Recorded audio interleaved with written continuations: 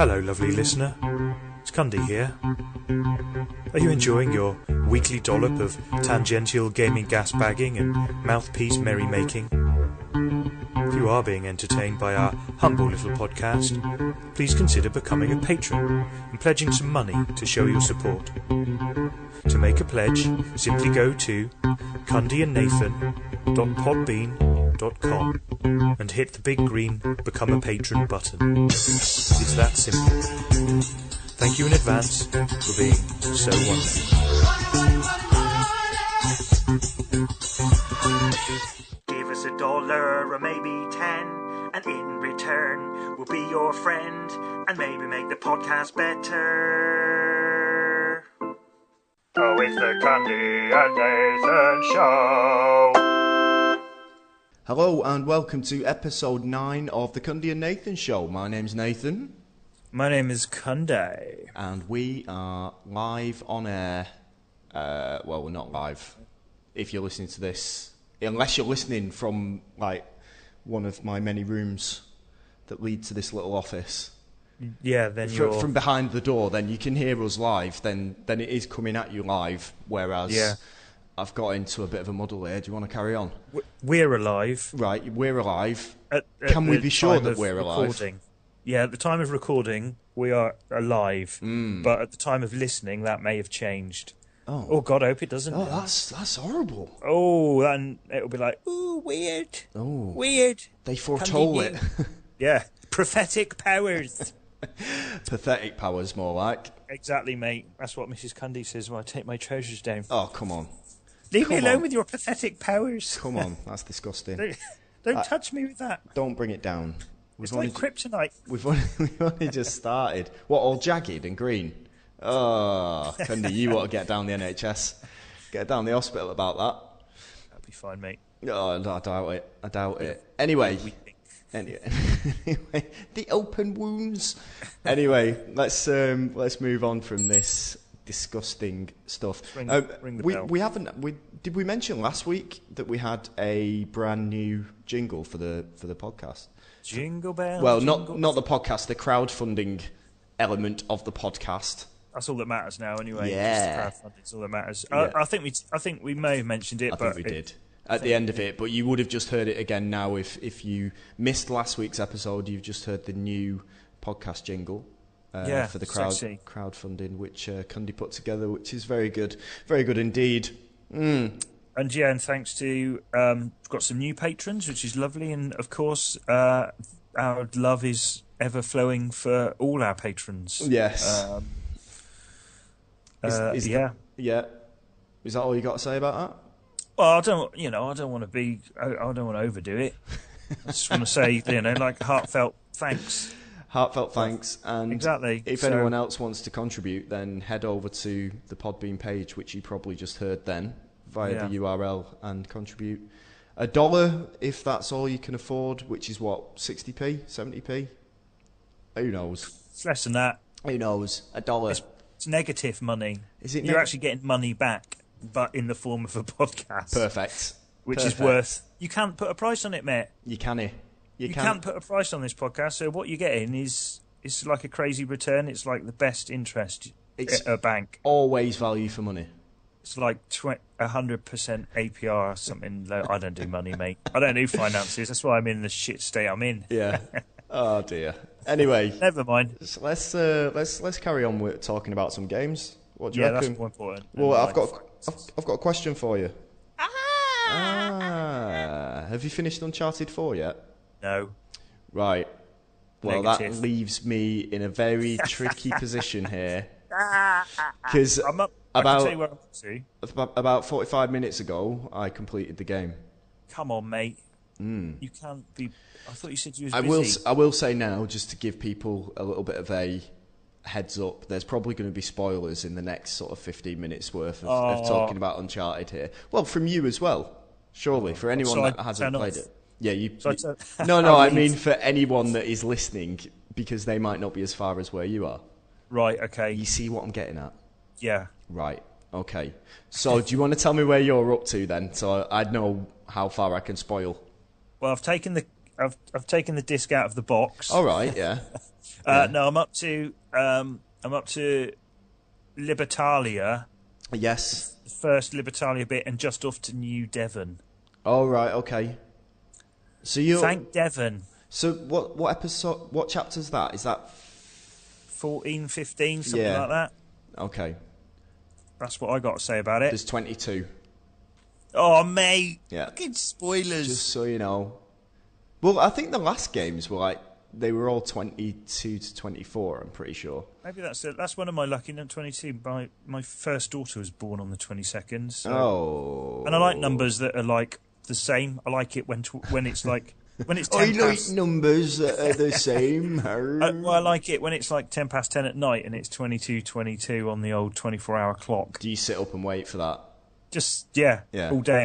then... When I finish this, I'll be back looking at the 24-hour clock waiting. And then 23:23? Or is that not good enough? Yeah, it is, but there's something about the twos. You know, about what's that? That's 4 little ducks, isn't it, in bingo time? What time is it? It's 4 little ducks. Is that how they tell the time in bingo halls? Is that why middle-aged women never leave? What's the number one? What would 11 past 11 be? I don't know. It's 4 little Japs' eyes or something like that. Oh, come on. What? I can't say that. No, that's not PC. No, that's bad. That is bad. I'm sick of this. Last week you said something bad as well.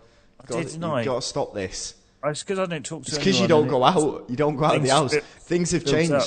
Like Alf Garnett's not on the TV anymore, mate. He's not on the TV. That stuff is bad. It's bad. Well, Yes. I just meant, like your little willy move eye. on. That's what Come I was on, talking come about. on. But after saying it, I immediately realised that why it's called that. Yes. And now let's move on from this. Jesus, this is bad. Honestly, you've dug a real deep hole Again. here. Apologies. I need to put out an official apology. Horrible. So tell me about Uncharted 4 quickly. So Uncharted 4. Okay, so the main thing that keeps striking me through the whole game, and I just can't shake it now, is just how preposterous the idea of this Avery character doing all this stuff, going to all these places, building all these incredible looking things, doing this fiendish, most convoluted thing just to recruit people into some town in the middle of bloody nowhere. Yeah. Where did he get his time to do any pirating in the first place? It's just insane. Well, you see the structures, the places he's built, it's mental. They're quite palatial, aren't they? Who built it? It's like, what? And there's not just one of them, there's like 10. It's like, what? Where did he get the time to do all of this? I mean... It will take 3 years just to sail from England to bloody... the Isle of Wight. The Isle of Wight. Where are they based? I can't remember where Libertaria is. Is it? It's not Malaysia, is it? Somewhere near Bodmin. It's near Bodmin, yeah. Yeah. Is it on Bodmin Moors? I can't tell you, mate. People are listening. Avery's from. Was he from? Cornwall. He's from Devon, mate. Yeah, he was from Devon. Yeah. He was baptised in bloody Newton Ferrers. So hang on a second. So birthplace of. Near me, that was. Near where I used to live. I can't talk about it. Because you're not allowed back there, are you? Because of that thing you did. Libertaria is... It's the new car from Toyota. Yeah. So it's based on... The whole story is based on, like, historical facts, right? Avery is and Two, the other guy, they kept calling Two. I didn't really... Yeah. They're both real. Yeah. And Avery's whereabouts, what happened to him, no one knows. That is a mystery. The Libertalia bit, I'm not sure if that's true. So, I mean, basically what they do is they take a historic, like a myth or a legend, and they take that in one hand, and then with the other hand... Naughty Dog mash on new ideas and like expand it into this crazy game. So I completely agree. When I was like going through New Devon and the rest of it, it's like, I mean, you brought a lot of horses here, and where were they on the ship? Like how did they last? I mean, look how hard it was for Nathan Drake to get there. He had to climb up bloody cliffs and stuff. How did they get all this stuff there? There wasn't just like one path either, was there? It's not like they just had a nice driveway where the boats just parked up and then they just walked in with all their... What was it? it's like built out of marble. That's not they've light. got there. Yeah, that's pretty heavy. I mean, look how long it took them to bloody stone-clad all of Bath when they did. Oh, exactly. That was like years, and that's with all years. That's with all new technology and heavy lifting machinery and plant. Well, it is preposterous. I completely agree. But then most video games are. But I just can't, because it has a foot grounded in reality. Right. I just can't shake it now. Every time it's like, what? This guy, he seriously set this whole plan up, which is incredible. I think they're giving him far too much credit. And I am trying to leave my sense of what is real at the door. Detachment. Playing. Yeah. Every time it's just like, what? This is just getting more and more ridiculous as it goes on. Fair enough. He was interesting Avery fact, Tex Avery fact, Henry Avery. He was the first manhunt. Was trying to find Henry Avery. Well, if you search around in one of the buildings in Libertaria, you'll find the document which is framed in his mansion. Have you seen it? Are you there? I've not been to Devon yet. No, okay. I'm on my way there now. So it's framed in his mansion, and like Drake reads it, and basically is like saying, "Oh yeah, look, he was very proud of the fact that he was a wanted man back in England." Right. It's because it's all documented. And framed and stuff. I was trying to think, because have you done so you've been past the big reveal about Sam, right? Yeah. So I told you, didn't I? I told you last podcast. Yeah. You said there was something fishy about him. I said his story. I said his story wasn't true because of his Fonzie jacket. I said, "Oh no, it wasn't. It wasn't a Fonzie, was it? It was Shakin' Stevens, with the slightly furred collar, I think." Which he reminds me a little bit of like a cleaned up version of Trevor from GTA. Yeah. A little bit. And he's like a character out of The Last of Us for sure. It does remind me a lot of The Last of Us, the environments actually. You'll get a huge vibe of that in New Devon. But yeah, it is completely preposterous. But the story, I could tell just by the way that plot point was sort of. It felt like it was disjointed from the rest of the story. Right. So and Sam just coming from nowhere. There had to be something to it. It couldn't just be as straight as that. But my big thing is, again, about the madness of all of this and the believability about it. So Sully, Elena, Nathan Drake, they put together these meticulous plans about how they're going to find this lost land. You know, they found El Dorado. They found Shangri-La. They found Shangri-La. They found all of these places by their research, and all. And you can imagine they do this on computers, right? And their phones, pad and paper. Yeah, and their phones as well. Pen and pad. So they've got all of this technology. It's not set in a time when this technology doesn't exist. A quick Google search about Alvaro Alcaraz, or whatever his first name was, about the drug lord Alcaraz, would surely have thrown up the truth about what happened to him.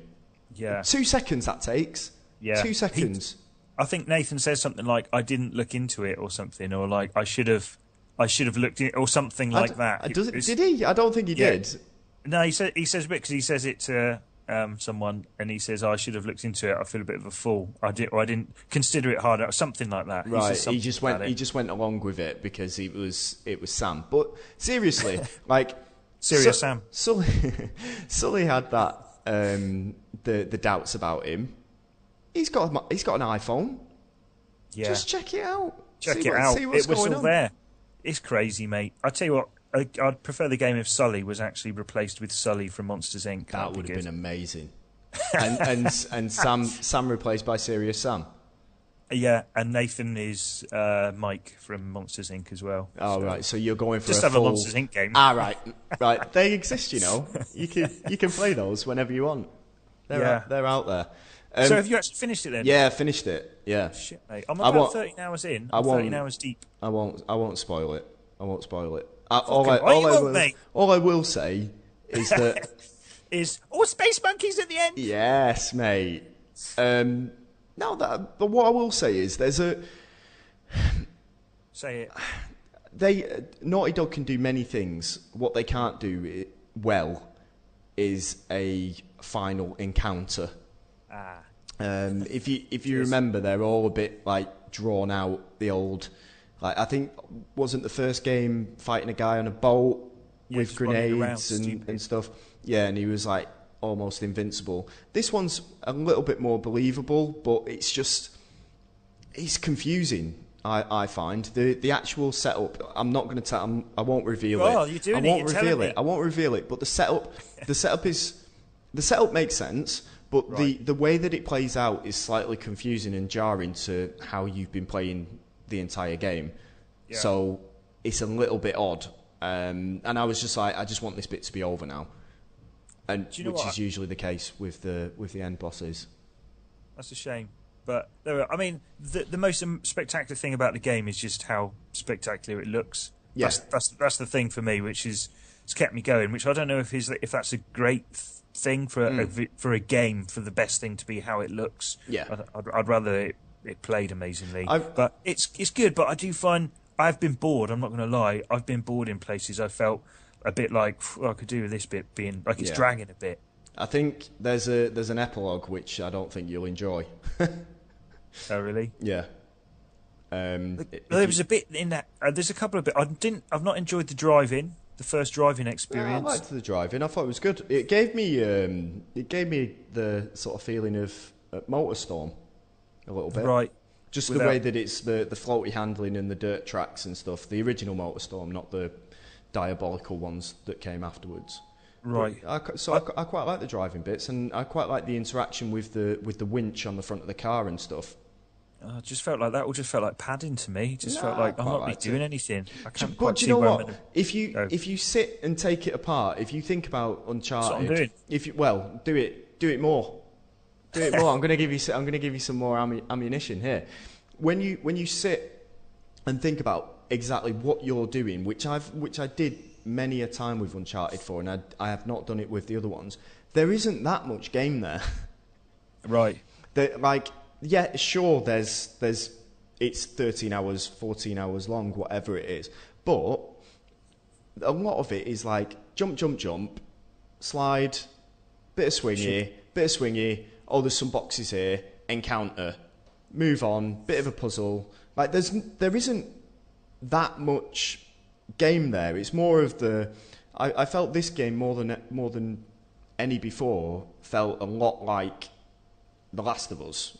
Like its pacing, it wanted to be like far more of a cinematic experience than the previous games did. And I still like the shooting's never been brilliant, but I sort of enjoy it. I get a thrill out of it. Yeah. But I don't know.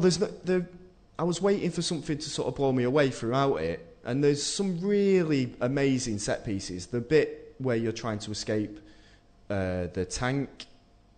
Have you done that bit? And the bit where you're chasing after Sam and he's on his motorbike.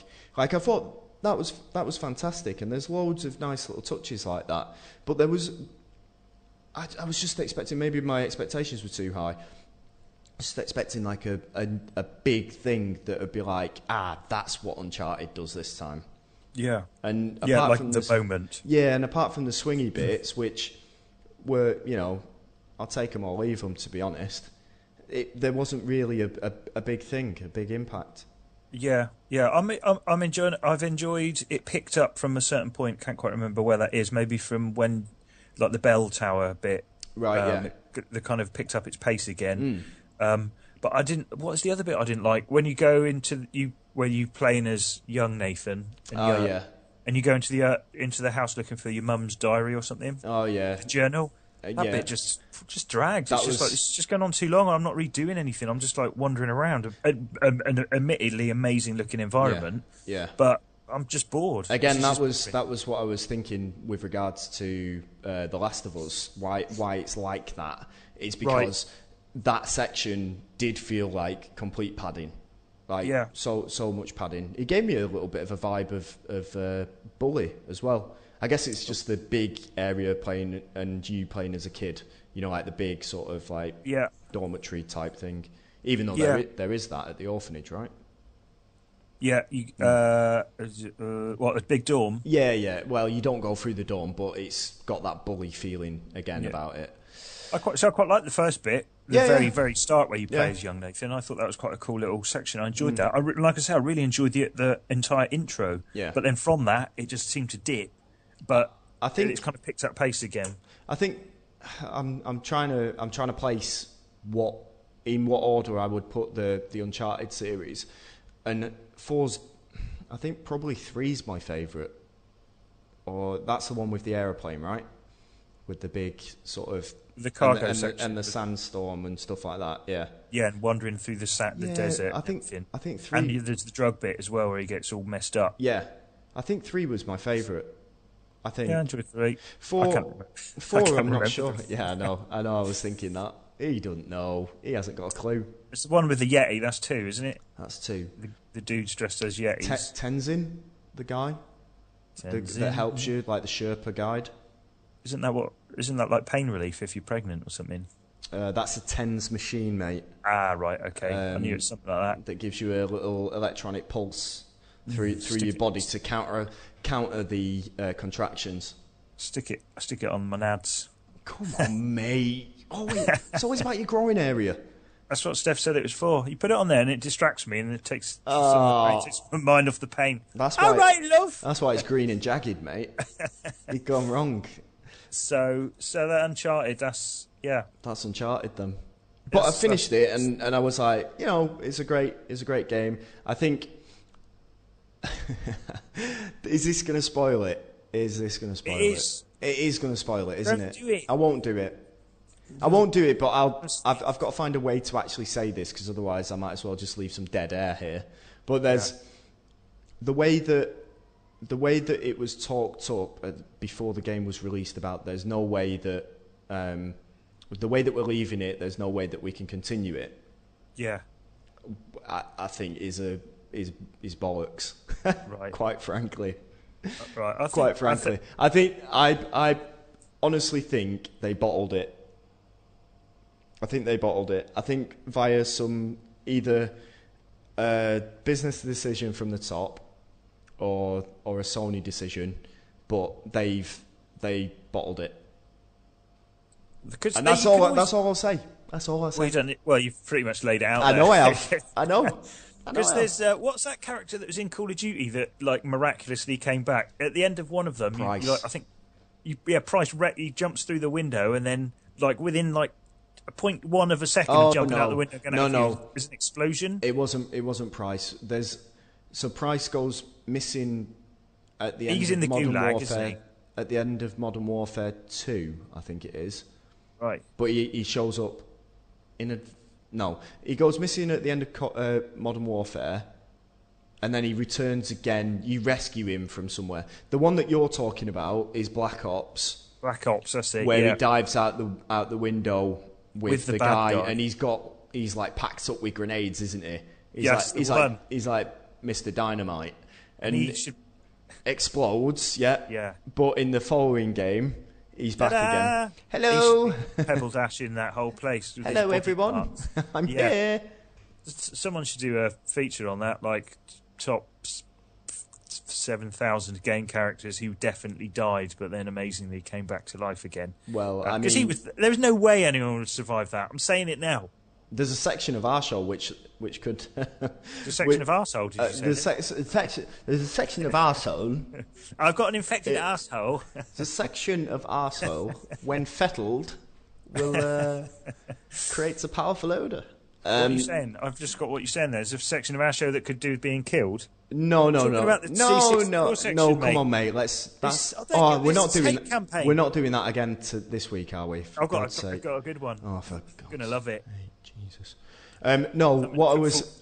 There's a section of our show where we could do the top something enemies or heroes that come back from the grave, like a chart thing. Yes, there's a. I'm telling you now, mate. that would just involve me doing far too much research. But hey, I might look into that for next time. All right. 10 might be a stretch to get. If I can get, maybe I'll just do the top one, and then it's already done. Okay. You've spoilt the surprise now. Matey at the end of Black Ops, yeah. So spoiled the surprise. Anyway, have you played anything else? Do you know what? I haven't played anything besides. Cool. End of section. Uncharted, which is ridiculous and preposterous. Yes. Like the hip hoppopotamus. Your rhymes are bottomless.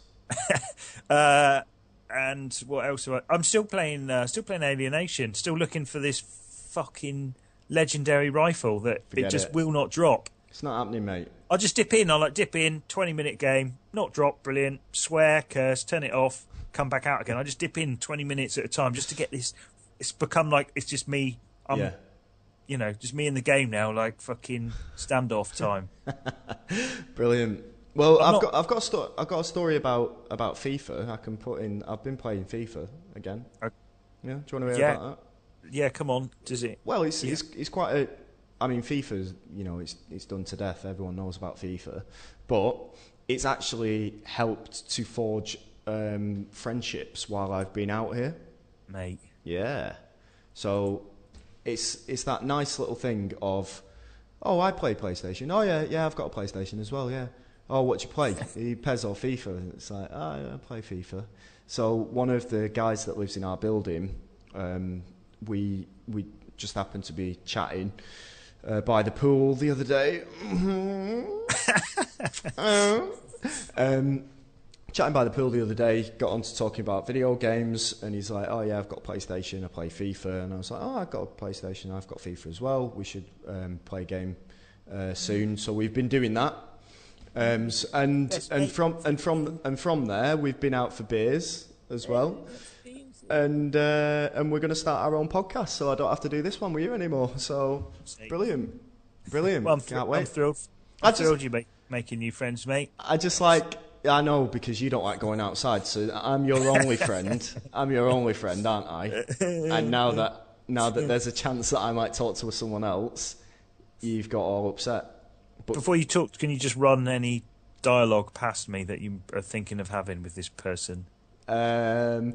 I bet he's not. Is he as good at FIFA as me? I bet he's not. It won't be the same. It won't be the same. He's a South African gentleman, and it won't be as good as me. And he's a United fan as well, which is quite interesting.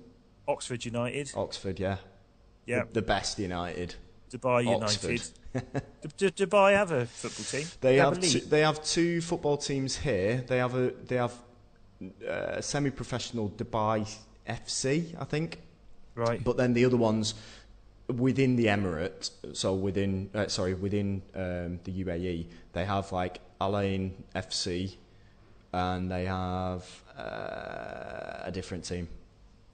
I can't remember. You best fucking mate can start a team. Well, maybe we will. Maybe we will. Call it Nathan and fucking Idiot United. Oh, come on, mate. Come on. I don't like this guy. Who is it? Just be happy for me. Come on. Just be suspicious.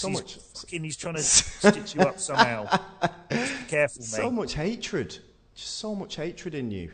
Is he real? Have you seen any documentation, like his passport or anything? Yeah. Have you been in his house? He lives in our building, so I'm technically in his house. He says that, but... Do you think he's just been sneaking down to the pool? Hanging around. I don't like the sound of him, mate. Yeah? Already. Right, so a few alarm bells ringing in my head. What particularly is setting the alarm bell off there? Just don't like him. Just being another human being. Knock that little relationship on the head, that'd be great. Right, yeah. If you just give me a second, I'll just text him now and just let him know. No, I can't go out for drinks. No. Do a police check or something. I'm sure something fishy will turn up. All right, I'm sure you can do that. Like in the same way that Sully and Nathan Drake should have been checking about Alcaraz. You can do a bit of research on this lad.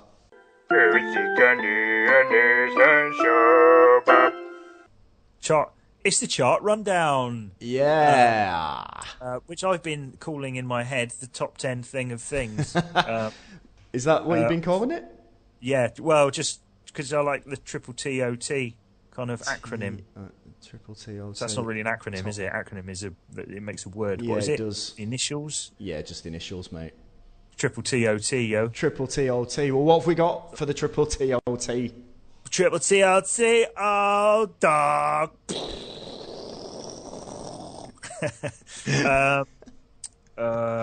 Inspired by... Brilliant. Inspired by well. Uncharted 4. Like last week. Yeah. Yeah. Keeping it fresh. Oh, yeah. Because there's some good islands in Uncharted 4, isn't there? Oh. The Pirate Island, one of the ones where you explore in the boat. Yeah. Again, feels a bit like padding. Looks amazing, though. The colour of that water, it's just like, oh, man. What, clear? Let's go there. Let's just go there and clear roll around the in the ferns. Yeah, it was good. It was nice. I thought, that's a nice island. So, let's do the top 10 islands. Oh, right. I thought you was going to say top 10 waters. Well, it's going to be top 10 pirates, top 10 colours in games I was going to do. Oh, that's a good one. I might do that next week. Excellent. Roll VT.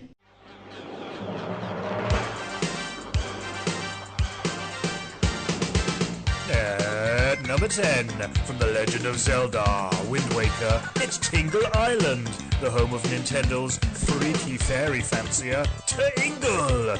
Why the hell is this on the list? Ah! It's because I love Tingle so much, yes! Number 9, it's an ancient island of mystery and intrigue and adventure-y type puzzle-y type things and clouds and trees and temples and graphics also and other such things of which you might find upon an island of mystery which is called Mister.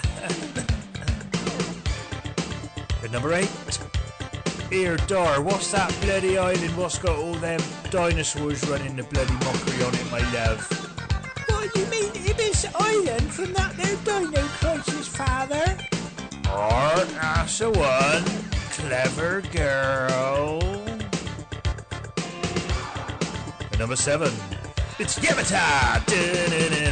Where Lara Croft, of all people, gets shipwrecked after she encounters a rather nasty storm while sailing through the treacherous Dragon's Triangle. You could call it a rather hairy triangle.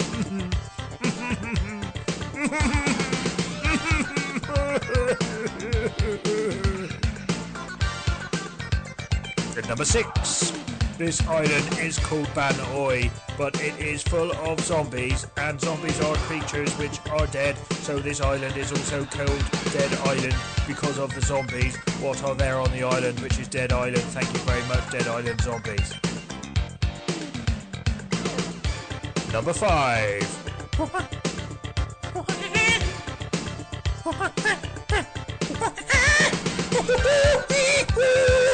It's Monkey Island!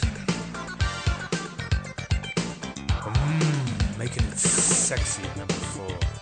Let's all go a-frolicking in the froth and foam. Down on Dead or Alive's rather revealing Zack Island. Mummy, I can see boobies. Ooh, cover your eyes, kids. It's a fucking disgrace. At number 3, up above the streets and houses, it's the very groovy arcade classic Rainbow Islands, the story of Bubble Bobble 2. Paint the hall, ski, ha! At number 2, keeping a smile on your face, it's the Island of Happiness from the Harvest Moon game, Island of Happiness. If you want to keep a smile on your face, mate, you'd be better off going to the island of a penis. Know what I mean? A penis. And here it is, at number 1, the best island of all the islands of all the games. It's Yoshi's Island. Looks pretty cute, but it'll steal your baby. Yoshi's Island. Looks pretty cute, but it'll steal your baby.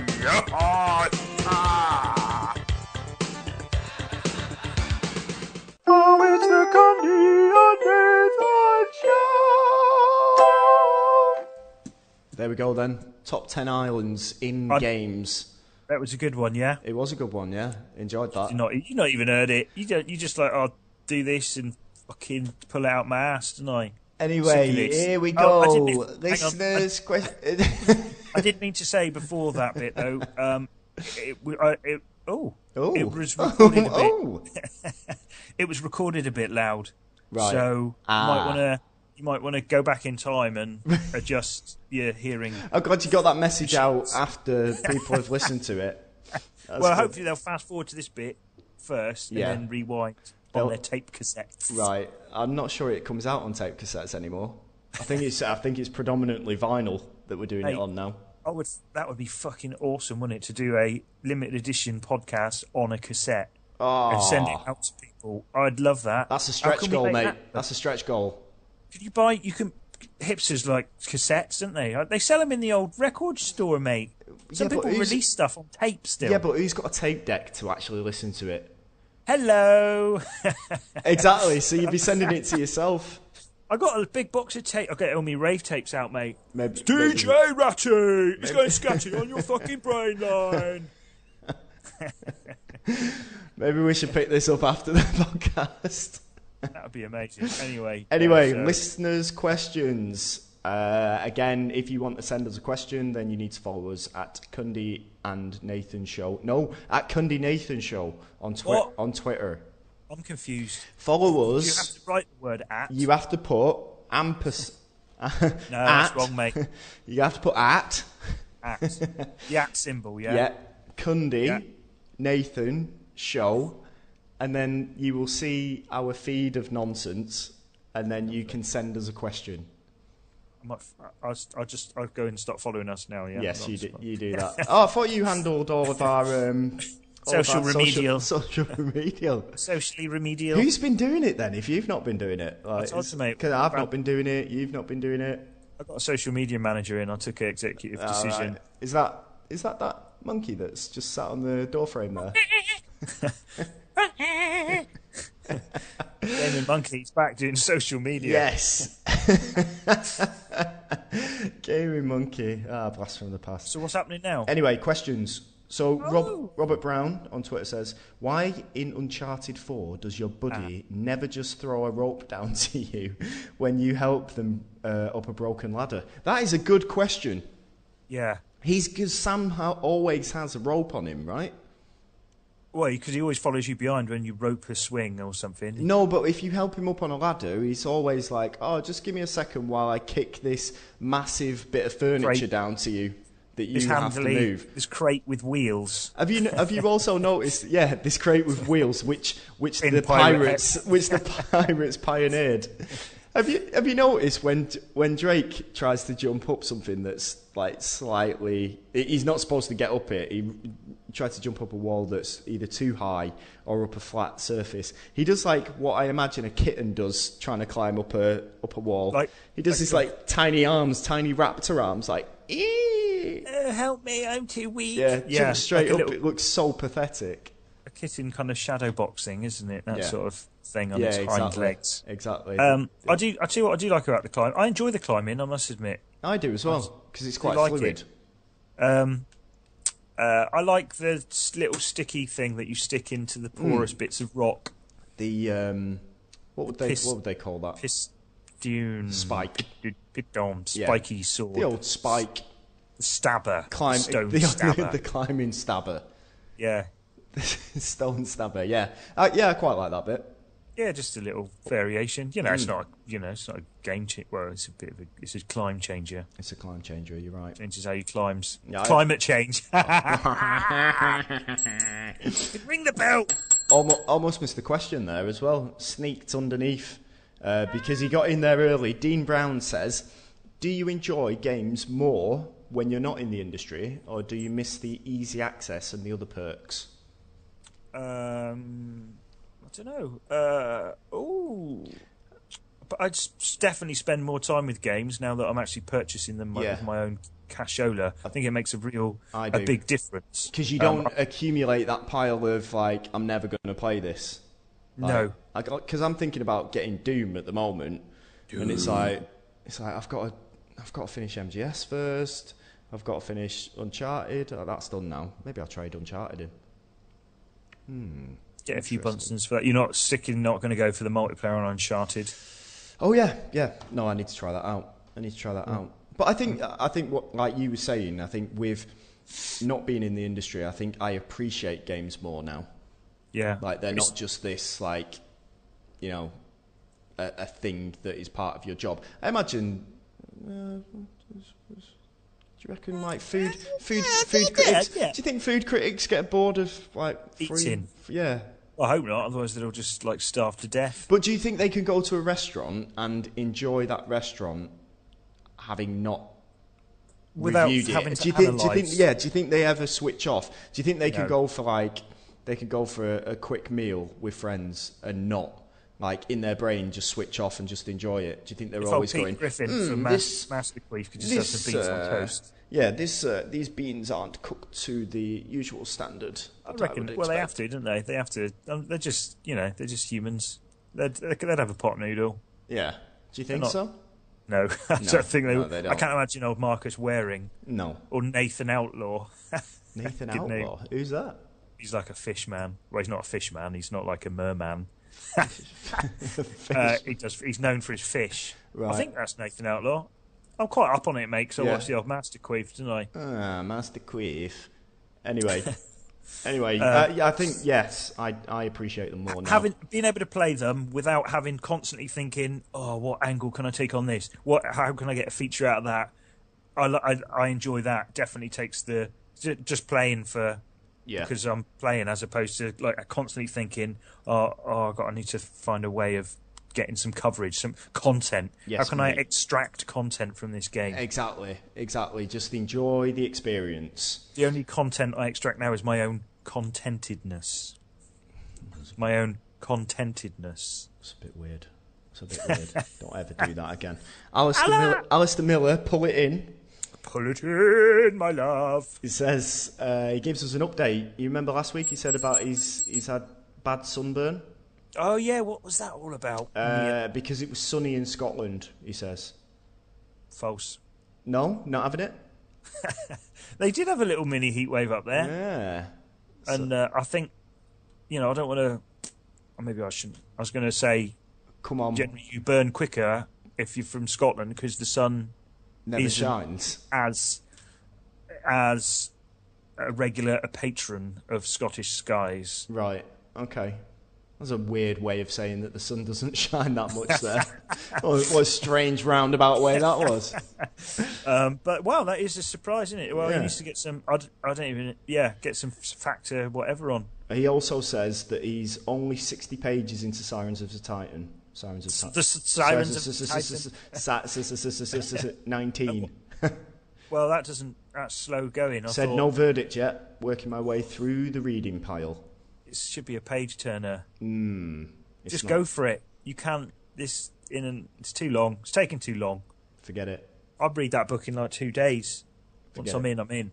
Ryan McDonough says, "Can we get a Raoul Mood?" Oh, mate, I've stopped doing the Raoul Moods. I started feeling bad about that. It wasn't good what happened. Like people lost their lives and it affected stuff, and I started feeling bad about it. I don't want to glorify the man because he was a fucking maniac at the end of the day. He was a maniac, and at the beginning of the day as well, he was a maniac. Yeah, all day long he was a maniac. All day, that full 24 hours of being a maniac was quite the thing. If Gascoigne hadn't got involved, it would have been less of a comical thing. Right. But because Gascoigne turned up with his fucking fishing rod and a bucket of KFC loaded on cocaine, then it suddenly added a new comical twist to the whole affair. But when you actually dig into it, it left, it destroyed lives. Yeah, literally. Don't bring the podcast down, mate. Just I'm give just him saying, a Ralmo and let's move on. Ralmo. No more Ralmo. Well, Pull It In has another question. He says, "What's this?" Technically, he didn't ask us a question, did he? Oh. So it's not another question. It's his first question. Loophole. Yeah, loophole. Working my way up it. As well, yeah. He's done well there. He's done well. What's the stupidest, funniest thing your kids have ever said or done?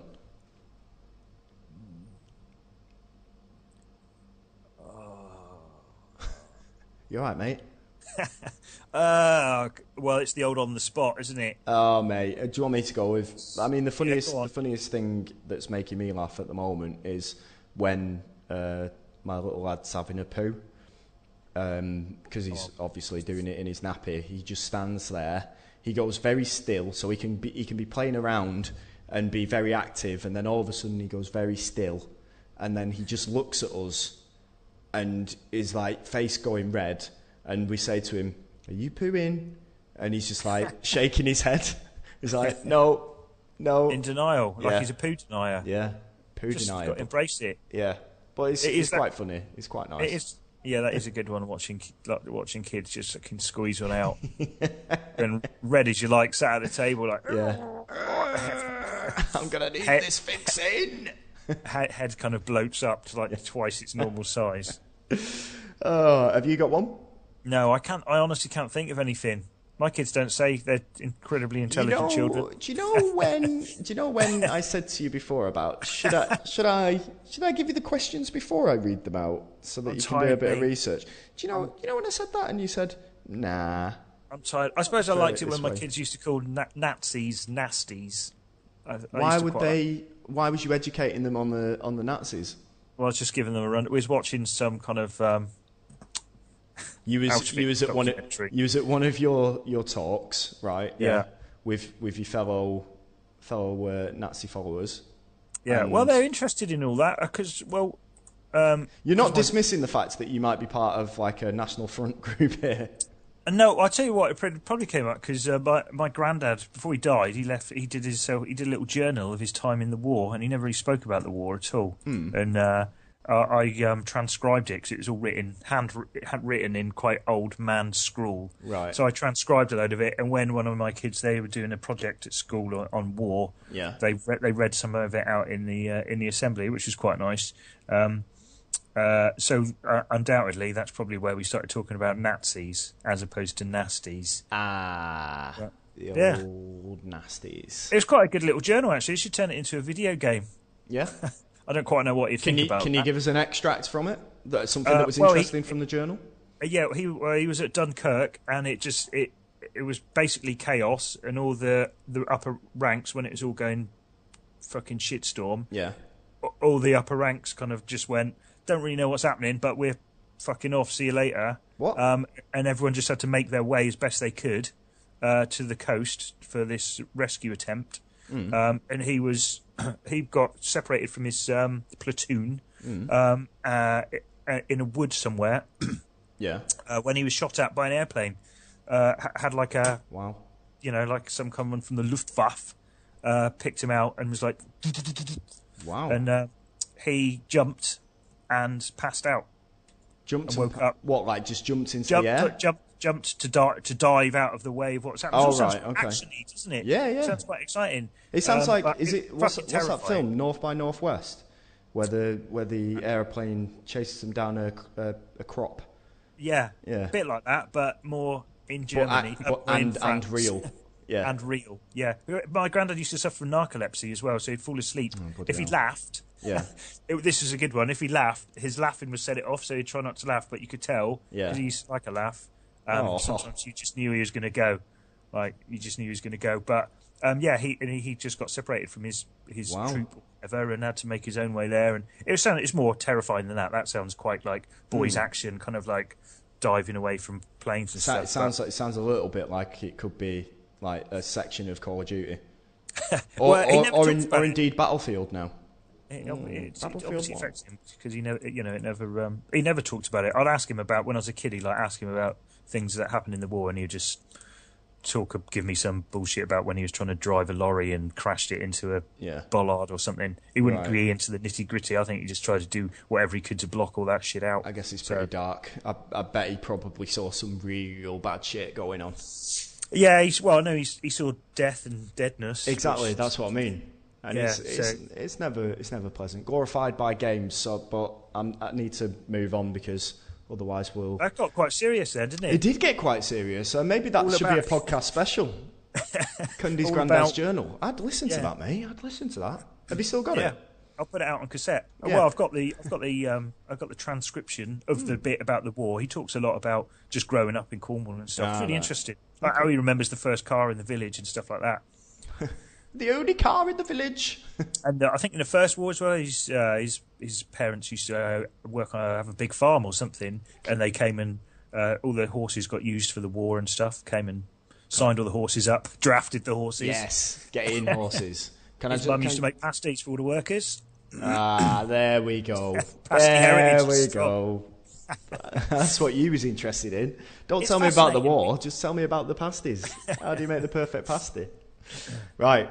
Anyway, moving on from that brilliant story. Captain Fudgesicle, Mark Walsh, says, what are your predictions for E3? Will we finally see the return of Dizzy the Egg?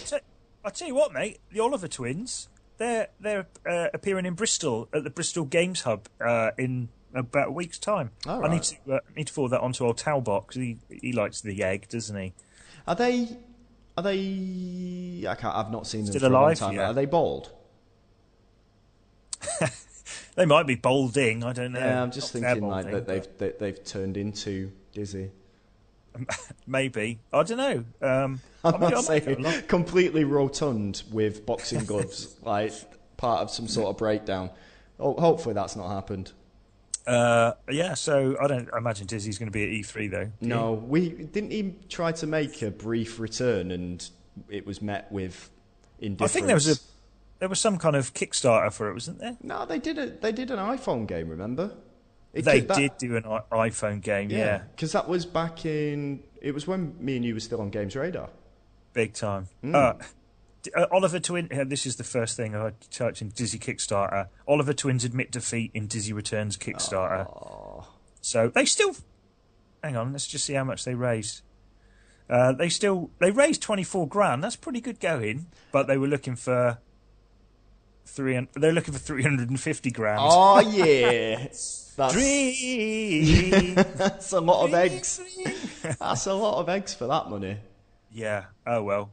Never mind. 25 grand's still a lot for Dizzy. I'd be happy with that. Did you see the? No. There was a story going around while we're talking about Kickstarter. There was a crowdfunding thing that was going about. These guys were in America were making a 3D printer, like a home printer, 3D home printer, and the guy, one of the guys, there was like two of them, two business partners. One of the guys basically used the funds that they got to build himself a house. Like they got like hundreds of thousands. What, using the printer? He printed himself a house. He printed himself a massive, a really small house that he had to sleep in. Right, but no, he managed to siphon off the funds and build himself a house. So there's this huge sort of court case thing where the remaining dude who was like honest, interviewed people from his local area who'd obviously contributed to the 3D printer to break the news to them, and then he filmed it, and they were like, oh yeah, I'm going to get my 3D printer now, that's what this must be about. But no, he was filming their reactions because he'd been to the police and he was trying to encourage as many people as possible, backers, to go to the police and say, this dude is can you please assassinate this guy? Is that like embezzlement or fraud or something? I don't really know what embezzlement is, but I like the word it's got Z's in it. Yeah, like ZZ Top. But yeah, I'm not sure what they can do about it. The police are interested, so they wanted people to get in touch with them and actually say, look, I've paid towards this and it's not there anymore. So how do you? You're probably going to do that with our $75, right? Yeah. What's that? You're wearing a lovely jumper there, by the way. Like, it looks brand new. This whole thing looks brand new, that jumper. Yes, that is it. What a crook. Yeah, it's awful. That's a crook. That's awful. That's awful. That is awful. Awful cocktail. It's real awful. There's some mad driving going on outside my... Come on, mate. Driving update. Yeah, no, honestly, from the position that I sit in, it's mental. Last time you said there was someone reversing up the road or something. Yeah, they do that all the time. It's mental. It's something about driving out here that just turns people into maniacs. E3. E3. Oh yeah. Are we going to see? Brilliant. Right, get the ball. Are we going to see the Sony PlayStation 4.5? Yes. You reckon we will? Yeah, definitely. And there will be, I think, some huge thing that they haven't revealed yet. Like, it'll be like, oh, it can turn your house from its central hub. It can turn your house into a multimedia center or something like that.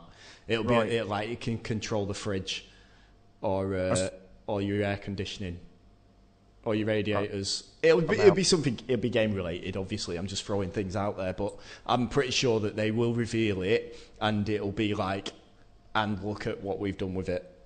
Right. I'm not sure whether they will reveal it. No, I don't know. Not reveal it, but I'm not sure if they'll It's use out it this as a year, platform right? and push it off. It's out this year. Just not sure about that. Apparently, it's out this year. Anyway, I think predictions for E3: a sequel to FIFA and PES being shown at some point. Don't put money on that though. Like, I'm just thinking it might be. I keep seeing this stuff about this horror game coming from this Sony Bend studio. Oh yeah, Sony Bend. I think they kind of had something to do with the old Siphon Filter games. Yeah, they did. Yeah, on PSP. And they handled some of the Uncharted stuff on PSP. Yeah. So is this going to be a Vita game? No, it's PS4. Right. But it seems to be bubbling under that this might be a big thing. It's not a zombie thing. It's like a horror game without zombies. Right. Okay. So sounds intriguing. Yeah, it sounds quite intriguing. I keep hearing quite a bit of it. So imagine you seeing that there. Hope Last Guardian.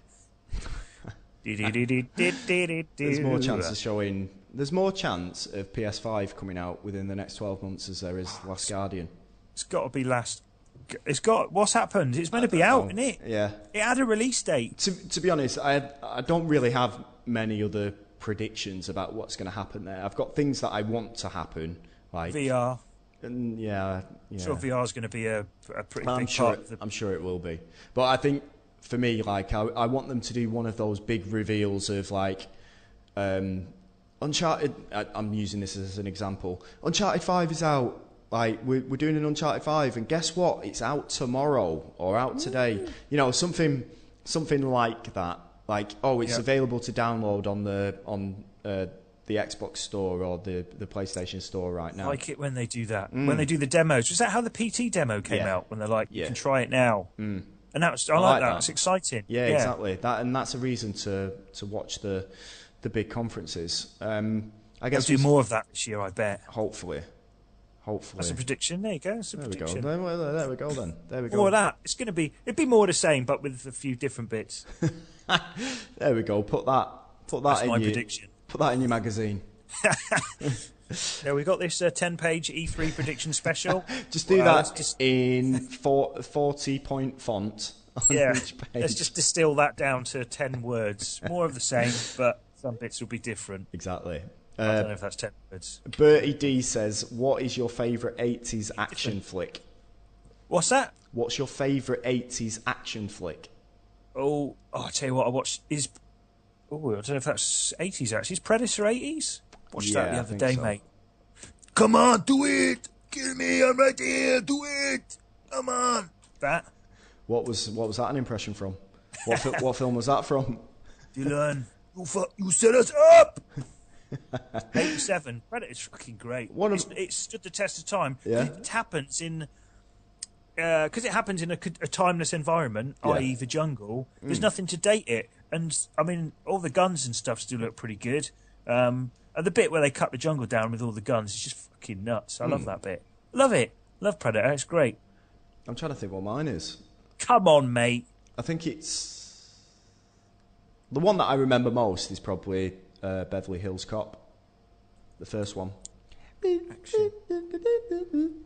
Oh, would you call that an action film? I'd call that a comedy. Absolutely. Comedy action, mate. First Blood. Raiders of the Lost Ark. I've got loads of them up here now. Comedy action. It was a golden era of... It was a good time to be a kid. Right, I need to look at this because that wasn't my favourite. It was just one that I could remember. So 80s action flicks. Go on, which is your actual favourite? Is it Predator? Do you know what? I might have to revise that and go with something like Raiders. Raiders of the Lost Ark's incredible film. Yeah, I love it, mate. I'm going to cry in a minute. I'm looking through them now.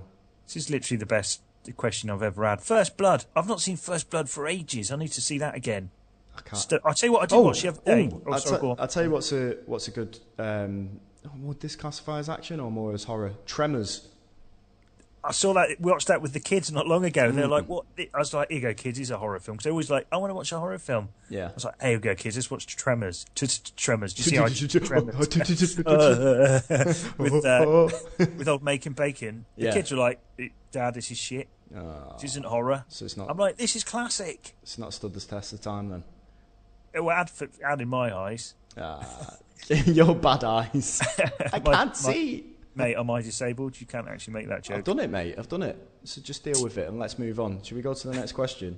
I'll just cover a bit of movie news. Yep, go. I watched the new, because I was talking about First Blood there with Stallone. I watched the Creed film the other day. Don't tell me anything about it because I am going to watch it.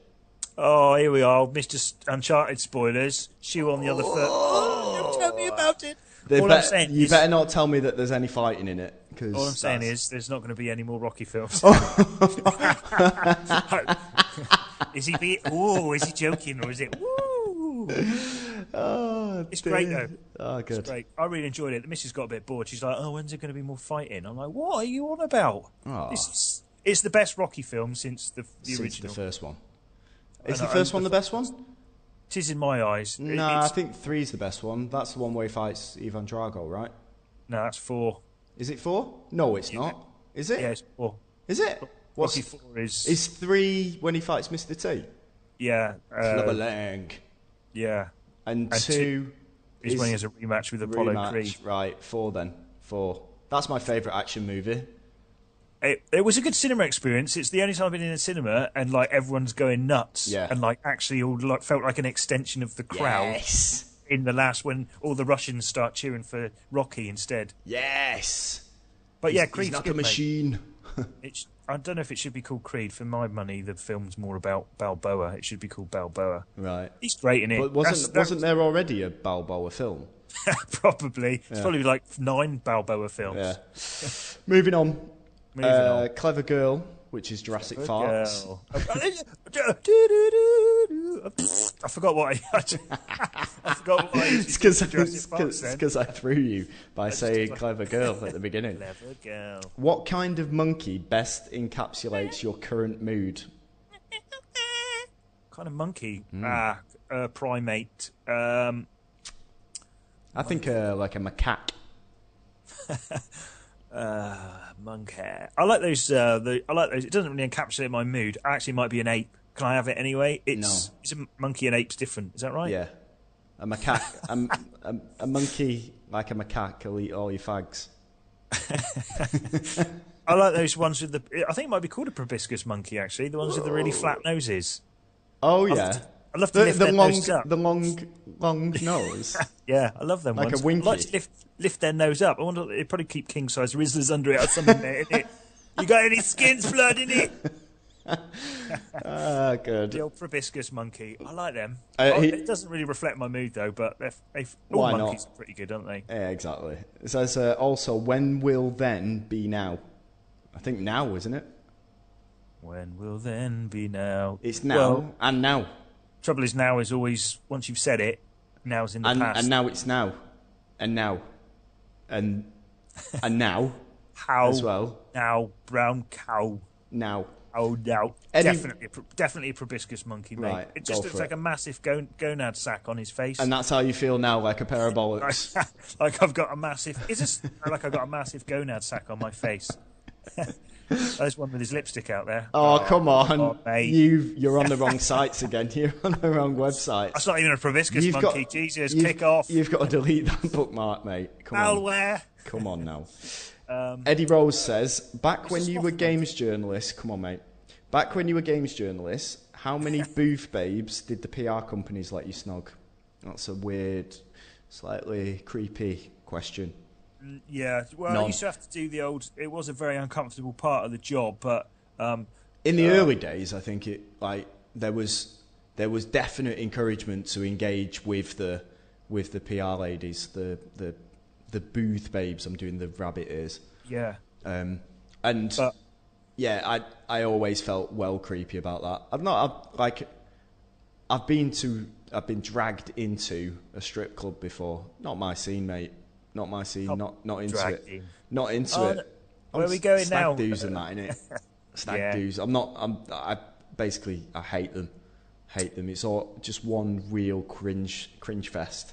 Right. I mean, cringy. I find stuff like that cringy. But I mean, at the time, I'm not going to pretend that I didn't think booth babes were okay. But I think I've changed, and I think times have changed as well. And now they're not. Now I think, I get it now. That's not okay. I mean, you just look at like some of the biggest trafficking articles that come out of E3 on any website, and it's back when people didn't see anything wrong in doing articles, including Games Radar, like 50 best booth babes. Well, not even including Games Radar. I think Games Radar is probably like one of the at the forefront of that sort of thing. I always used to kind of be like, oh, it's just like, it's harmless. It's just, it's all page whatever. 3. They're there to be photographed, so it doesn't matter taking photographs of them. But then as time goes by, it's like, you know what?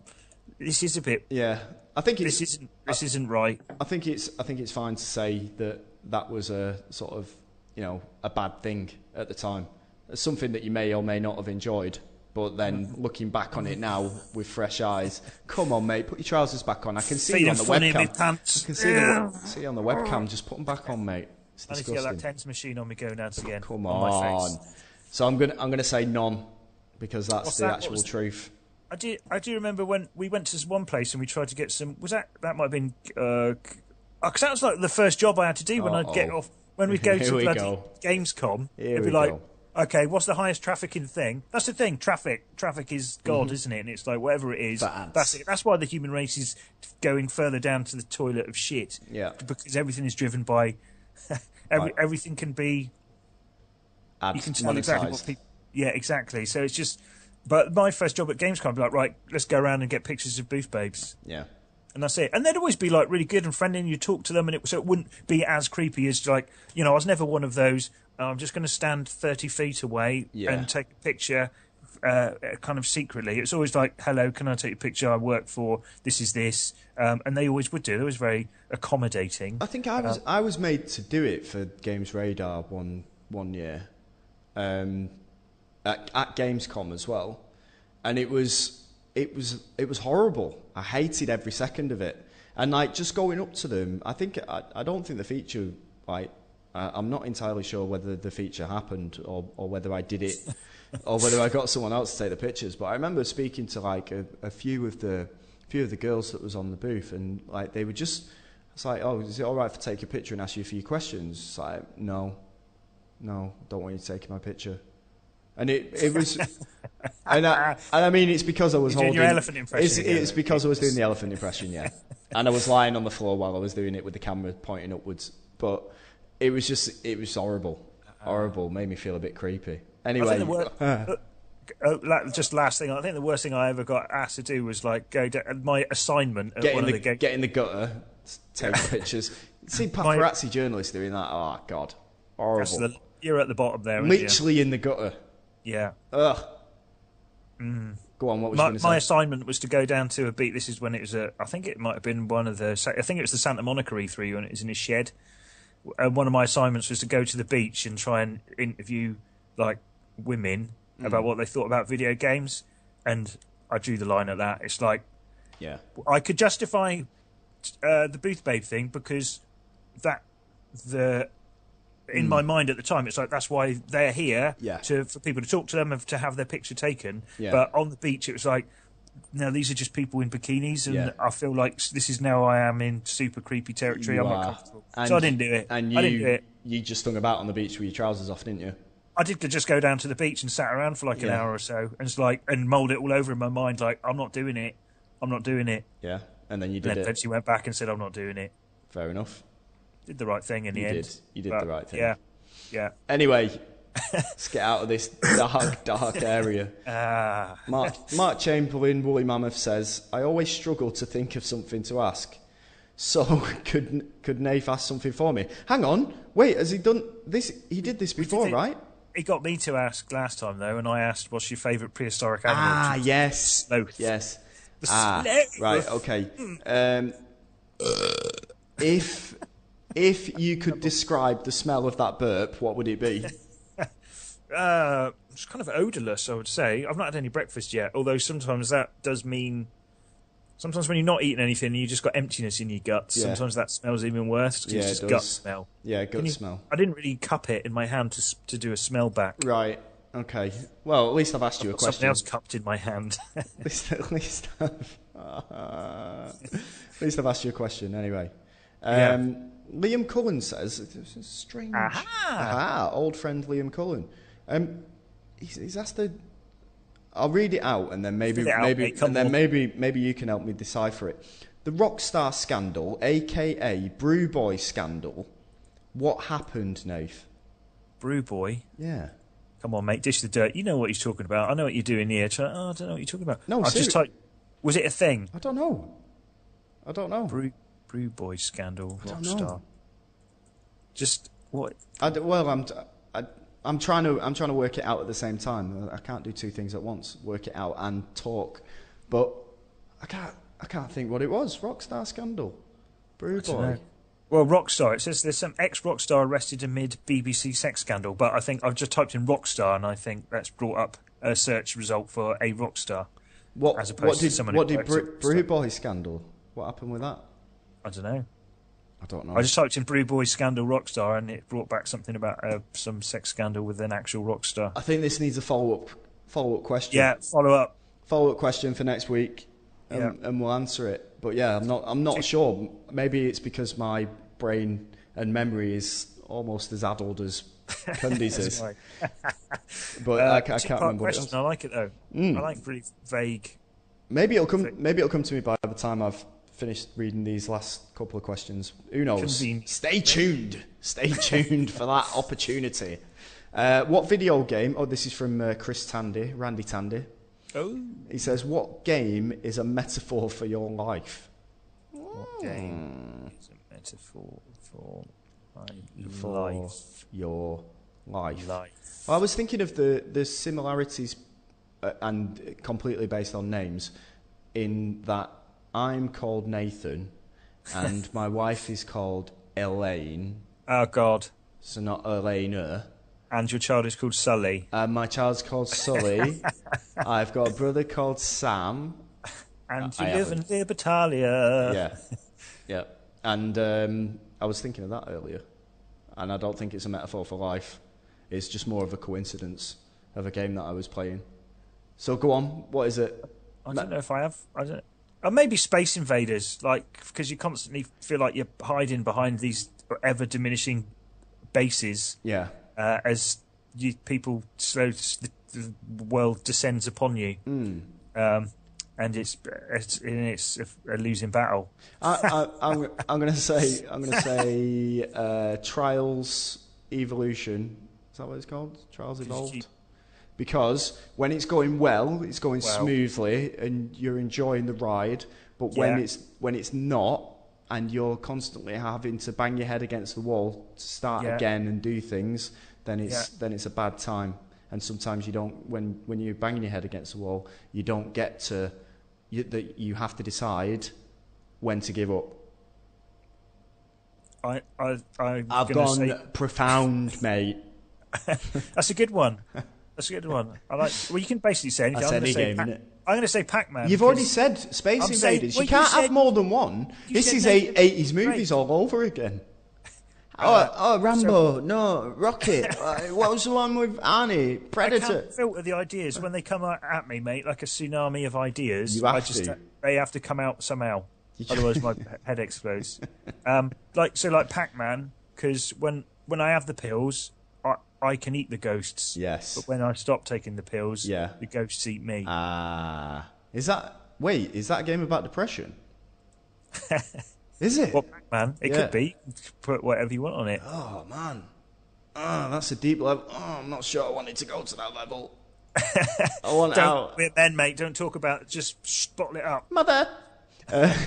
Move on, quick, shit. Johnsus Ra Ra Ra, who I think... Who's that there? I think... Isn't that Candida's husband? I'm pretty sure it is. Yeah. Oh, well, it could be. I know it is. It definitely is. Lovely if it is. I'm pretty sure it is. Yeah, that's lovely. I'm pretty sure it is. He's back. He's back, everyone. with a nice little question. Can we hear Nath's GTA 3 launch story again? I honestly tell it on every single podcast. Didn't we hear this last week? Yeah, we did. Yeah. But you didn't even know it was coming out. He says, "Yeah, there we go." Everyone knows it. They all know it. It's a classic, mate. It's a classic. He says, "Only joking. What have you been up to since DL Central?" Shit, mate, can't talk Life about update. You've been in. Like that's coincidentally that's the sound of Cundy's ankle monitor because since DL Central he's been in prison. I've gone out of the exclusion zone. Yeah, Whatever. firearms related offences. Head's going to blow up like the Running Man. That's two references. That's not Running Man though, is it? That's The Running Man. no, it's Escape from. No, With the collar. it's the Running Man. With 'Cause the they have to collar? they go into the game show, don't they? With as the a way collar? Yeah, with the collar. No, that's Escape from New York or whatever it is. Escape from. What, with Kurt Russell? Yeah. No. Yes, mate. Running Man No, is. Heads blow up, Running Man. No. I'm typing it in. I'm sure it's Running Man, mate. You're thinking of when they're on YouTube. the surface of Mars. You're thinking of Total Recall, mate. Running Man head explodes only. No, no. I can't find it now. I'm sure Because it is. it's not. No. No. The prisoner's neck bands, and if it's arms, yeah, the Running Man. Yeah, no, it is the Running Man. We'll blow them up. It's not. You're making it up. You're reading from Escape from New York's. They run Wiki. from extravagantly. If they pass a certain distance barrier, exploding their head. Okay, I'm just reading like bits. Yeah. I'm not even reading like full things. I'm telling you, that's what happens. Whatever, mate. What was the question? What have you been up Was to there since even a question? DL Central? Oh yeah, I don't know. We got onto Running Man. What have you been doing since DL Central? I've moved to Dubai. That's a pretty big thing. Sorry, mate. Don't you believe me? You still keep going round to my house. I know you're in there. Story. Yeah, you're in Dubai now, mate. I'm in Dubai, yeah. Making new friends. Yeah, making new FIFA friends. New FIFA friend, dude. Oh, you're not happy about that one, are you? Get jealous dead easy. Get jealous, don't you? Next He's a week. prick. Next week he's going to be on the podcast, my new friend. He's a fucking... My new friend. And when we slowly push Cundy out of the podcast. And then it'll be the new friend and Nathan show. Do it. Come on. Kill me. I'm right here. Come on, tell us what you've been up to since DL Central. What, yours was just I've moved to Dubai? Yeah. Shit. I've had a kid and I've moved to Dubai. How long ago did DL Central close and fold and everything and all that? Wow. How long ago was that? I think it was 2000. It was around June or August on the year that Blake was born, so 2015. 12th of November 2014, the last tweet went out saying it's dead, over. 2012? 2014, 12th of November. 2014. Yeah. That's it flies, doesn't it? Mm. It flies. Mm. I don't miss it, if I'm honest. I I enjoyed it at the time, but I'll be honest, I don't miss it. No, because I think it's, and I guess big businesses are going through this same sort of thing, but there's no way to monetize it. The only way that you monetize it now, if you don't want to be selling your ass for ad revenue, is basically making something that people want to actually pay for. Like a Patreon way of doing things, like that's it now. Yeah. Because I think all of the ad revenues it's dying off, and I know people say, oh yeah, but if you make quality content, then people will pay for it. I think big businesses can't afford to do that. No. I think Video Gamer's got a very interesting way of doing things. Videogamer.com. They basically have a Patreon set up, which I don't know if it's subsidised with any ad money or anything else, but that's looks like where all of their salaries come from, by asking people to pay for them directly. Our patrons pay for quality content, don't they? Yeah, but that's coming soon, right?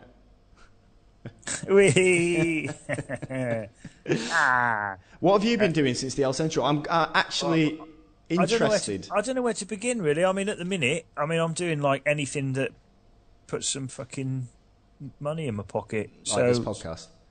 Do you know what I've done? Recently. I've done a bit of accounting work for a mate of mine who's got like a record label. What else do I do? Still do lots like sub-editing work for Food Magazine, Mountain Bike Magazine, and I also do some game stuff as well on a couple of games. Can't really talk about that though. On a couple of games, which has been good. It's included some script writing, nice, and included some play testing and some general other bits and pieces. But hopefully, I'll talk more about that soon. But yeah, because that seems to be like an ongoing thing. Yeah. But yeah, that's so just lots of different bits and pieces, really. But generally, I couldn't go back to working in an office doing one thing full time. I don't think. Right. I like working from home too much and the variation of different bits and pieces. You don't like people. You've turned agoraphobic, haven't you? Kill all humans. I enjoy doing different stuff. I just get a bit fidgety sat around doing the same thing all the time. But I'm enjoying things at the moment. Of course, could do with a bit more cash because like it's really hard work to. It's hard work to be working and also trying to pimp yourself out for work at the same time. But it's getting there slowly. But it's almost like a full-time job just to keep asking for work, right? You have to be on it. The right people. All the time, but yeah, it's cool. Me and Mrs. Cundy are happy. I mean, we don't have a kids aren't. Kids are miserable as sin, but Dad, why can't we have a fucking massive more of this? No money. Kids. Daddy's got to buy new jumpers with the podcast money. All you need in life is happiness, kids. And a bit of food and water, and some. But that'll come. That'll come afterwards. I do rate happiness be a lot higher than other things. I've never been very motivated by ambition or money. That's good. That's a good quality to have, mate. Yeah, well, some people see it as a weakness, but I'm happy. So a weakness for what though? Like I've come across many a person out here in Dubai. Dubai's a great place. Like I love it, but there's also a lot of people that used to work in the UK that have moved out here. They're the type of person. A bit of the old flemmoir. You get people out here that are. What's the best way to describe them? They end up, without a swear word. Like they end up going to like a certain level in the UK, and there's things that hold them back from reaching the top level, and it's usually because they're a shit. Right. And then because out here the Emiratis like have lots of high role positions here, but then there's a lot of British and westernized companies that employ people out here, and those type of people that can't quite make it in the UK because they've got these bad qualities sort of thrive here, and doing so, like they're completely motivated by money. Completely. And they don't care who they upset on their way to getting there. Whatever money it is. And there's no set goal of money. Like me and Ellie have got a set goal, how much we want to save before we move back to the UK. 20 mil. 20 mil. That's the bottom end. So. And I'll trample over everyone to get there. To get that. Yeah. But yeah, like there's people that move out here and it just sort of all goes to their head. I mean, the same way that it turns them into maniacs when they're driving and stuff as well. Like they just come out here and it's just like, all rules are off. I'm not gonna act like a human being anymore. I'm just gonna do what I need to do to get to where I need to be. Right. Yeah. Motivated by money, which is the polar opposite to what you are. Yeah. And I prefer what you are than what some people are out here. Not all. We still just had like a bartering trade system. I wish money had never been invented. Like if I grow some potatoes, I'll swap it for a bit of your world. Interestingly, I went to buy a new computer the other day as part of I've got a new job out here. A bit of a life update. So I got a new job. Went out with one of the guys that works at the office to get the computer. Obviously, he was handling the money because they don't trust me. But like when we was there, it's like, oh, here's the price of this computer, and he goes, obviously speaking in Arabic, is like, and it turned out he's like, asking, yeah, but how much off? How much can we get off this price? Right. And I think he haggled him down to like at least like 500 dirhams off, which is about 100 quid. You couldn't do that in PC World. No, mate. no, exactly. Yeah, like, that's the price. What do you mean how much you want off? Is that? No. I'll throw in a free mouse wrist pad. Yeah. Wrist rest. Wrist rest. Oh, you can have a free wrist rest. There you go. There's not much call for wrist rest, really, though, is there? But Wrist rest. Wrist rest. But yeah, he managed to get some money taken off it. So that trade does happen out here. Good work, bartering. I like it out here. Do you know what? I think you'd really enjoy it out here. The mix of cultures. I think you'd enjoy it. It's really family friendly as well out here. I'll just stay in all the time anyway, so much so. Exactly. Just stay in. Yeah. Wherever. Everywhere's the same if you're just staying in. Not really though, because I'm really hot here. Really hot. Telly and walls. Open a window, mate. I can't. That's how the heat gets in. Come on. Literally. There's no way to escape it.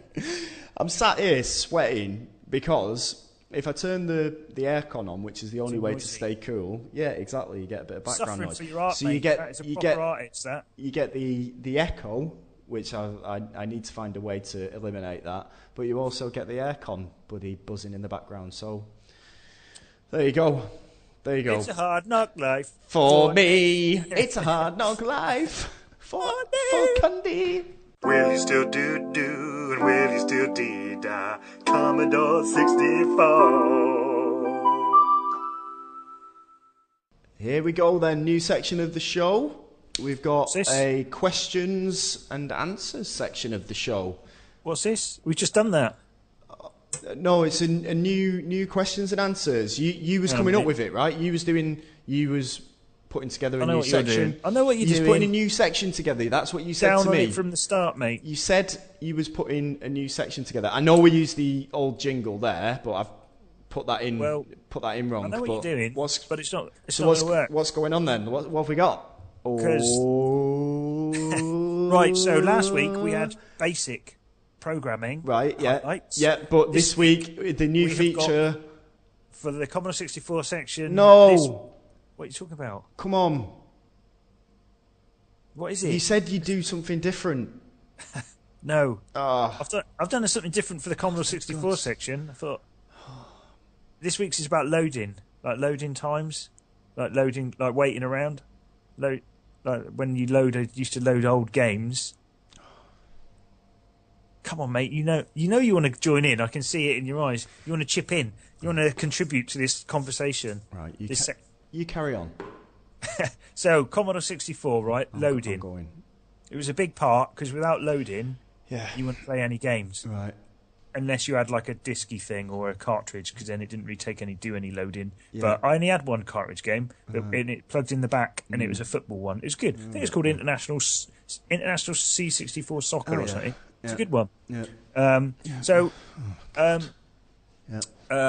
But yeah, so loading was like a big part of the old days on Commodore 64. And in the early days, sometimes games would take up to, I remember Manic Miner. I'm sure it used to take about 18 minutes to load. Or there was another game called Football Manager, which was brilliant. But that used to take nearly half an hour. I'm sure of this. Right. I'm sure of this. I've tried to corroborate by looking on the internet to find load times, but I can't actually find anywhere. Good. And sometimes in the early days... That would have added something to the section, wouldn't it? A bit of research. In the early days, like all you would get when you was loading, like... So it would take ages, and you would just... There'd be like a blue screen. That's it. You wouldn't even have... you've got the little wiggly... loading lines. Got to think of a new section for this. Like, you wouldn't even have that, got to do and you'd no loading screen. That all came later. It's a waste of this. People just fast forward. And sometimes what I used to do is write down the counter number on the tape cassette, write that down, and just write it on the inside of the inlay of the game, so I knew. Because otherwise, if it goes past that counter number, you sometimes you just didn't know it failed to load until the tape ran out, and it's like, hang on a minute, this is crowdfunding. This isn't right down as well. But fortunately, who wants to pay for this shit? As the quality of tape got better, He's talking about tape. He's talking about tape. So they're like, as the quality of the cassettes got better, the quality of the tape, then load times increased, which is quite interesting. And also, they started playing around a lot more, so you'd get the loading stuff, and you'd often get loading music, and you'd get the loading screen that would come in. I know you want to talk about this. I can see you dying to jump in. You're reminiscing. You've got a nostalgia look in your face. Like, the loading screen would come up, and it'd just do it one bar at a time. It'd draw it in. I used to love them ones, because some of them would just pop in. Like, here we go, here's your loading screen, wallop, straight there, bang, boom, in your face, smack you in the face. But then sometimes you get ones in the little loading line would come along, and it'd draw the picture out. And be like, oh, what's it going to be? First time that you saw it. Normally it was the cover of whatever was on the cassette cover art. So it wasn't that much of a surprise. But it'd be like, oh, it's coming, the picture's going. It's not as well drawn as on the cassette art. It's a bit wonky. But I like it. I really like it.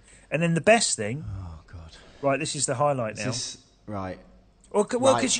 Come on, what's the highlight? Come on. Hang on. Another thing I used to get. No, get to the highlight. You used to get like a lot of compilation, like charity cassette things where they put like 10 games on one cassette, and you'd have to, if you wanted to play the game that was the 7th in, you'd have to load all the other games first, make a note of all their counter numbers, and then this is madness. This used to happen. I did this. This is madness. This is what happened in the 80s. And you'd have to load all the other games first, see where they were, and that's like a day. That's a day out of your life gone. What was the best part? Please. So you used to get. After a while, as developers, programmers on the Commodore got more familiar with the hardware and they started doing different things, there's this thing called Invader Load. Are you familiar with that, Invader Load? Yeah. It's like Turbo Load as well. So it basically, you used to get turbo loaders, turbo loaders and fast loaders. So that increased the load time as well, because I think it speeded up like the file loading time. Right.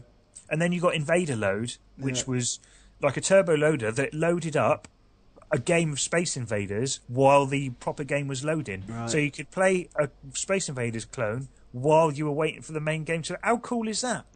How cool is that? Tell me. I need you to say how. It's as cool as this section. And then there was then the last thing on this was a company called Thalamus. They did something called the Mixie Load on one of their games.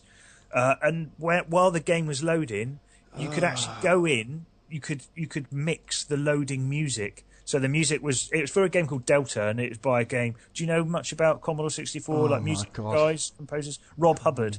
If you knew about Commodore 64 music, you would have heard of Rob Hubbard. He was like a big deal. He's kind of like the Jean-Michel Jarre of the C64. And they developed this thing called the Mixie Load, and you were able to mix his loading music while the game was loading. It's very cool. And this is the best bit. No. You've done 3 best bits now. If you want to try it out, it exists online, and you can go and play it. I'm going to send you a link to it right now. This is how exciting I am. Exciting this is. Not how to all the listeners, you're going to send a link to all the listeners.